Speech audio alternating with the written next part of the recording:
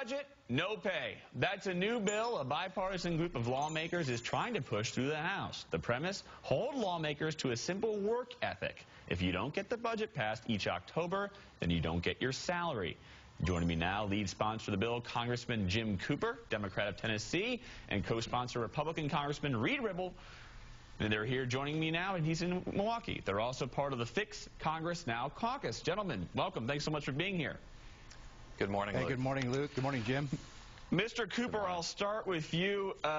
No budget, no pay. Essentially, that if Congress can't get a budget by October 1st, you guys don't get paid. And you had a great quote. You said, we'll have engaged the most powerful lobbyists on earth to get it done, namely our spouses. They'll get angry if we're not paid. Talk about your bill.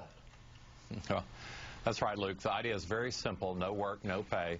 And the idea is very powerful because Congress has not been held responsible for its collective behavior. We've really not passed a budget and appropriations bills on time in like 14 years. You just talked about how 15 banks have been downgraded yesterday. America could be downgraded very shortly if we don't get our work done on time. The deadline is October 1st, and yet this is one of the laziest Congresses in American history. We only worked 7 days during the entire month of May. We're barely working more than that during June. We've got no highway bill. Other essential pieces of legislation are simply not being passed, so it's time to take action. Mr. Ribble, obviously this is a bipartisan measure. Do you think you could see bipartisan ideas in a large-scale budget? Obviously, Democrats like to see a revenue increase. Well, yeah, I think it can be done. I mean, the House has spoken. I was in Congress. I'm a freshman member. I was in Congress about 110 days when we passed our first budget. My second year, we passed it again, and we passed it on time. And so on the House side, as far as the budget goes, we've got it, but the Senate hasn't acted. But I think historically, if you look back, almost every time there's an election year, it's not 100% this way, but almost every time there's an election year, the Senate and House doesn't come together with a budget. And Jim spoke a little bit of the appropriations process. We're not even getting our appropriations bills done on time. And so Jim and I and others, both Republicans and Democrats, have decided that we want to fix this. And we're going to start to apply pressure. And coming on your show this morning will help because the American people will begin to speak up if they hear about it.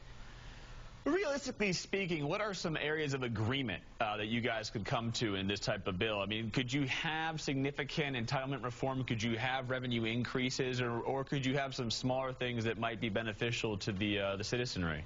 And I'll go to Mr. Cooper. We really need to have everything on the table. I like the Simpson-Bowles approach, but it's got to be hashed out by Congress. And it's not enough for the House to do its thing and the Senate to do its thing. We've got to come together as a Congress and take responsibility because we live in the greatest nation on earth. We've got to keep it that way. And right now we're dangerously close to not only losing our credit rating, but other forms of national weakness. So it's time for Congress to get its act together. Congress, according to most experts on a bipartisan basis, has really never been this broken. So let's fix it, and let's fix it now. We've got a few weeks left in this session. There are really only about 23 days left, according to the congressional calendar, before the election. We've got to move fast. I'll ask you, where do we fix it, though? Where can we agree, both of you? Where can we find something that we can take home and sign into law? I offered 2 months ago the Simpson-Bowles budget, entitlement reforms, and taxes. It's got to be done both. But we only got 38 votes in the House. Mr. Ribble? And I think you'll see it here in a few days, maybe. There has been a conference committee working on the highway bill and transportation bill. We've made quite a bit of progress over the last 30 days. I think we might be able to get some things wrapped up maybe this week. If we need an extension, we'll get it. But I think there's been a lot of progress made on the highway bill. That's been done in a bipartisan fashion, both in the Senate and in the conference committee. And I think you might actually see some things happen. But it does take pressure, and it takes a certain dent of will by members of Congress to say that the American people are more important than these political careers that people have been protecting, and it's time to move some things forward. I know as a freshman member, I'm pretty frustrated with the process and the pace, but I also recognize the founders set up a system that requires us to move toward consensus, so that means we have to start by talking with one another, and we have to stop demonizing ideas that the other side has. I'll pose this question to both of you, and Mr. Ribble, you can go first. I want to hear Mr. Cooper's opinion. How much do you think Grover Norquist's tax pledge has to do with the gridlock we see today in Congress?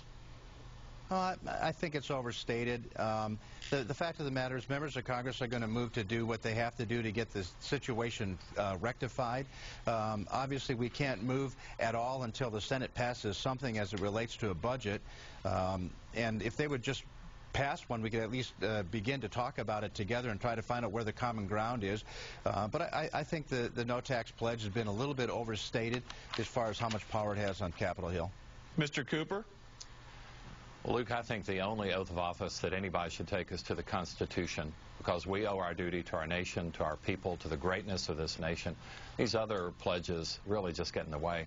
And when 95% of one party has pledged to take a huge thing off the table, that makes negotiations extremely difficult. So let's put our country first. We must do that, because America is slipping, and slipping badly. And Congress is part of that unless we fix Congress. It's really a question of, like a veterinary medicine.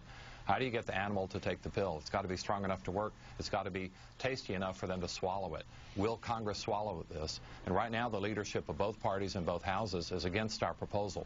We need a grassroots effort here to build support for this so we can get it passed in this Congress. Well, I suspect you'll have a difficult time this Congress, but perhaps 2013. Jim Cooper, Reid, Ribble, thank you so much for joining us this morning. We appreciate it. Thanks, Thank Luke. you, Luke.